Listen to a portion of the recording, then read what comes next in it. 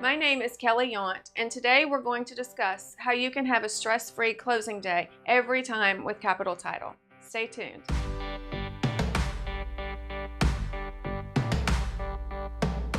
In previous videos, we've discussed the importance of asking questions up front to help avoid some unwanted surprises. First, find out if one or more parties has a conflict on the closing day. Believe it or not, many times a seller will have plans to be on vacation during a closing date. They are ready to celebrate selling their home early. This is something we can work around, but we certainly need to know as early as possible. There have been times that I have closed a soon-to-be vacationing seller a few days ahead of time in my office. Other times, a mail-out may be necessary to accommodate a party that either lives or expects to be out of town. These are all situations we commonly run into at Capital Title, and we know how to handle these situations without any inconvenience to you or the parties. The main thing is communication. Let your closer know this information as soon as possible. They will need to coordinate with the lender and secure documents a day early so the out-of-town party can execute and FedEx their documents back to us in time for a timely funding. And note, an overseas closing is a very different experience than your party needing to close in another state. If you have a party that is sending us notarized documents from out of the country, please contact us so we can discuss in more detail the requirements for an overseas notary. This is a very different process than in the United States, and it will require your party going to a U.S. embassy, which is much more time-consuming than going to a notary in the U.S.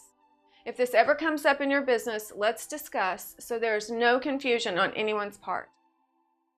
Another thing that is good for your closer to know early on is if one party is going to need a mobile closing. There are so many options available for your clients here at Capital Title. Capital has over 75 offices throughout Texas, and certainly any of our offices are always happy to accommodate a closing if one location is more convenient than another. The great thing about all the fabulous closers here at Capital is they will find out this information as part of their initial discussions with the parties. We have our own checklist that we like to use to go above and beyond in providing excellent customer service. But as we all know, circumstances can change often, especially when there are so many moving parts and so many parties involved. Communication is key to a smooth closing day. Now let's switch gears a little, but a very crucial element in my opinion in order to have a smooth closing. Schedule your walkthroughs early on in the day of your closing. And I would always advise taking advantage of your ability to have a walkthrough. You would not believe how many times there's been a storm the night before, a closing, and parties have found themselves in a situation where there's been hail damage or water damage or a broken window, just to name a few. If this happens, I guarantee you will not have a stress-free day.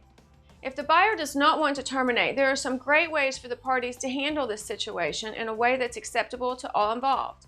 Many times, insurance companies will let the seller assign claim funds to the new buyer. There are ways to protect the parties and to go forward even in a natural disaster situation. One final note to having a smooth closing day is I always like to schedule my purchase closings early in the day as possible to give everyone the best chance of having the same day funding. However, sometimes a party can't or doesn't want to close until late in the day. This can make same-day funding more of a challenge. If your party is head set on closing late in the day, then they need to know they may not be able to take possession of the property that same day. It's rare, but it can happen. A title company has to have permission to fund from the lender before we can declare the transaction funded. And remember, buyer's possession of the property is dependent upon closing and funding. And keep in mind wire cutoff times when scheduling your closing as well. Even when we get funding approval from the lender and the buyer can take possession, it doesn't necessarily mean that the seller will get their funds on that day if they requested a wire. They may not get their funds until the next business day, depending on their bank's wire cutoff time. These are just some tips to ensure your closing day is a happy one. But the best tip I can offer you is putting your trust in Capital Title when closing your transactions will result in a smooth closing every time. Thanks for watching, and as always, we welcome any feedback you may have. See you next time.